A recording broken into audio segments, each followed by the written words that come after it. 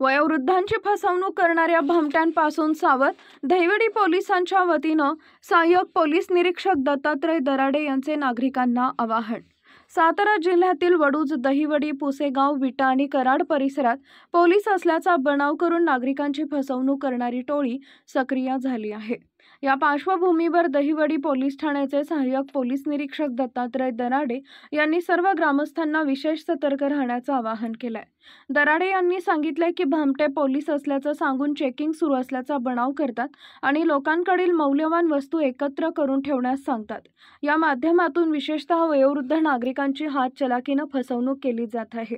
या प्रकारच्या अनेक घटना याआधीही घडलेल्या असून अशा घटना पुन्हा होऊ नयेत यासाठी नागरिकांनी खबरदारी घ्यावी असं आवाहन करण्यात आलं आहे।